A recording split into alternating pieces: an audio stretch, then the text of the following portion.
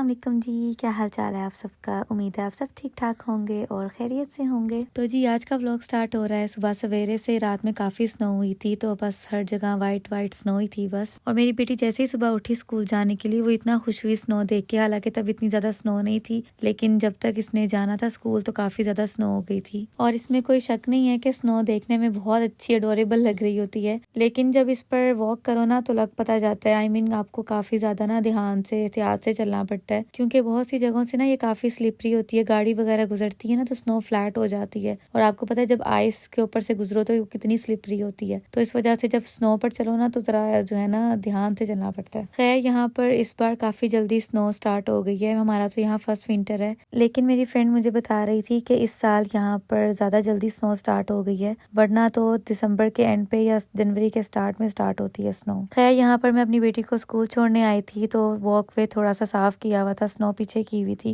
लेकिन जो है ठंड बहुत ज़्यादा थी। और ऑनेस्टली मेरे पास अभी स्नो वाले बूट्स नहीं थे, तो मैंने दूसरे बूट्स पहने हुए थे और मेरे पाँव बिल्कुल सुन्न हो गए थे, क्योंकि अभी ऐसा वेदर नहीं था कि स्नो बूट्स की ज़रूरत पड़ती। और सडनली जो है ना वेदर एक्सट्रीमली चेंज हो गया। खैर ये छोटी छोटी चीज़ें तो चलती रहती हैं ज़िंदगी में। खैर यहाँ आ गई थी मेरी बेटी की क्लास, तो वो क्लास में जाने से पहले मुझसे ज़रूर मिलती है, अल्लाह हाफिज़ कहती है, मुझे आई लव यू कहती है। इस तरह की छोटी छोटी चीज़ें बच्चों की बहुत प्यारी लगती हैं, और मुझे लगता है कि बच्चों को इन छोटी छोटी चीज़ों की आदत होनी चाहिए। और बचपन में मुझे लगता है बहुत ईजी है बच्चों को किसी भी चीज़ की आदत डालना, क्योंकि बच्चों की अर्ली एज कच्ची मिट्टी की तरह होती है, जिस मर्जी चाहे सांचे में डाल लें। लेकिन बाय द अदर साइड ये बहुत मुश्किल भी है बच्चों की परवरिश करना। और बाय द टाइम समझ में आता है थोड़ा थोड़ा करके कि जब हम सुनते थे कि बच्चों को पैदा करना इतना मुश्किल नहीं है जितना इनकी परवरिश करना मुश्किल है। खैर यहाँ पर मैं जा रही थी वापस, स्कूल ड्रॉप तो कर दिया था, तो अब देखिए पेरेंट्स जो है ना जल्दी जल्दी अपने बच्चों को छोड़ने के लिए जा रहे हैं। और आज मेरा बड़ा अच्छा मूड था, स्नो हुई थी ना तो सब इतना प्यारा लग रहा था। तो बस ऐसी छोटी छोटी चीज़ें भी मूड अच्छा करने के लिए काफ़ी होती हैं।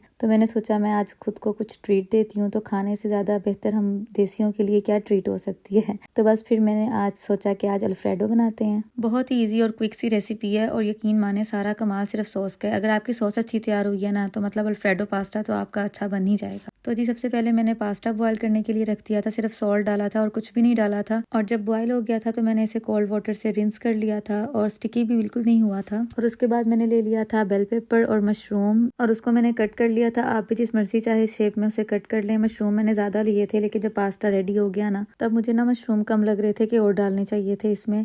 और यहाँ मेरी बेटी स्कूल से आ गई थी, उसको मैंने खाना वगैरह खिला दिया था। उसके बाद कोई ना कोई फ्रूट मैं उसको देती हूँ, तो माशाल्लाह उसको रेड फ्रूट सारा ही बहुत पसंद है। वाटरमेलन हो गया, स्ट्रॉबेरी, अनार, ये सब उसको बहुत पसंद है। तो जब भी वो आता है ना ये रेड फ्रूट, तो ज़्यादातर मेरी बेटी ही माशाल्लाह खाती है। और मैं उसको छोटे छोटे पोर्शंस में देती हूँ कि जितना उसका दिल है सिर्फ उतना खाए, ज़्यादा फोर्स ना करूँ, क्योंकि खाना तो उसने ऑलरेडी खाया होता है, तो वो थोड़ा बहुत ले लेती है। लेकिन जैसे अनार उसका फेवरेट फ्रूट है, तो माशाल्लाह वो उसने पूरा ख़त्म कर लिया था। साथ में बच्चों की तबीयत ठीक हो ना तो वो फिर भी ठीक खा लेते हैं। अगर बच्चों की तबीयत ना ठीक हो फिर तो बस वो तंगी करते हैं, खाते तो कुछ है नहीं। खैर मेरे पास यहाँ बोनलेस चिकन पड़ा हुआ था, मैंने उसी को ही छोटे छोटे पीसेस करके काट लिया था, और फिर बटर मेल्ट करके और उसमें स्टिर फ्राई करके उसमें सॉल्ट और ब्लैक पेपर डाल लिया था। और इसको पकाने में ज़्यादा टाइम नहीं लगा था, क्योंकि बोनलेस चिकन था तो वो बस फ्राई होते होते ही पक गया था। और फिर इसमें मैंने डाली थी वेजिटेबल्स, जो मशरूम और बेल पेपर काटा था वो डाल दिया था। और उसके बाद मैंने विनेगर और रेड चिली सॉस डाल के इसको थोड़ा सा सौटे कर लिया था, और उसके बाद मैंने इसको सेपरेट निकाल लिया था। और इसके बाद जी बारी आ जाती है सॉस की, जो कि अल्फ्रेडो की जान है, सॉस से ही अल्फ्रेडो की पहचान है। और आज मैं स्नो में क्रीम लेने गई स्पेशली अल्फ्रेडो बनाने के लिए, कि आज मौसम अच्छा है तो मैं आज कुछ अच्छा बनाती हूँ। हालांकि मौसम नहीं था, लेकिन वही ना, जब आप किसी चीज़ का इरादा कर लो ना तो कोई चीज़ आपको रोक नहीं सकती।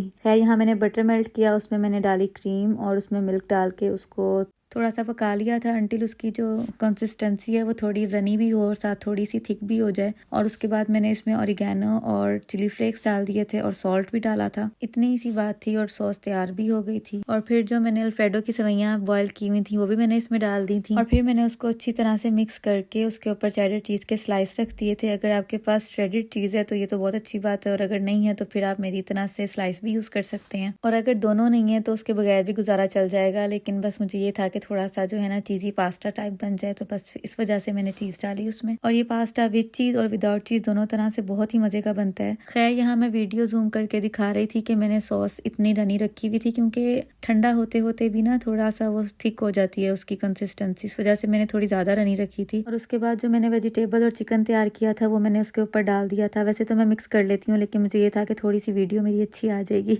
इसलिए मैंने उसके ऊपर ही बस डाल दिया। और यहाँ फिर मैंने गरम गरम पास्ता सर्व किया और हालात ये थे कि 10 मिनट में पैन खाली हो गया था। तो आप लोग भी ये ज़रूर ट्राई कीजिएगा और मुझे बताइएगा कि आप लोगों को कैसा लगा ये पास्ता, ताकि मैं खुद को मोटिवेट करूँ फर्दर रेसिपीज़ शेयर करने के लिए। खैर ये ग्रोसरी का क्लिप तो सुबह का है। मैं अपनी बेटी को स्कूल से पिक करने से पहले ग्रोसरी के लिए गई थी। मैंने बताया था ना, पहले मैंने क्रीम लानी थी, स्पेशली उसके लिए मुझे जाना पड़ा। तो स्नो हो रही थी तो मुझे पता था बच्चों के अब गले ख़राब होना शुरू हो ही जाएंगे, तो फिर मैंने कहा चलो विक्स वगैरह भी ले लेते हैं इधर से। इनका यहाँ फर्स्ट विंटर है ना, तो हर चीज़ का इफेक्ट इन पर बहुत जल्दी हो जाता है। खैर पिछले व्लॉग्स के कमेंट्स में मुझसे काफ़ी बार ये क्वेश्चन पूछा गया था कि आप कौन से पैम्पर्स यूज़ कर रही हैं अपने बेटे के लिए, और उन कमेंट से मुझे ये भी आइडिया हो गया कि काफ़ी मेरे व्यूअर्स यूके से भी हैं। खैर जो पैम्पर्स ब्रांड है वो तो बाइकआउट लिस्ट में है। मैं भी पहले वही यूज़ कर रही थी, लेकिन जब से पता चला तब से वो लेना बंद कर दिए हैं। तो उसके ऑल्टरनेटिव में मैंने ढूंढे हैं ऑल्डी के पैम्पर्स, जो कि मियामी नाम से हैं, MIAMI। क्योंकि जब से विंटर स्टार्ट हुआ है ना, तो पैम्पर लीक होने का काफ़ी इशू होता था, उस वजह से मैंने पैम्पर्स पर स्विच किया था।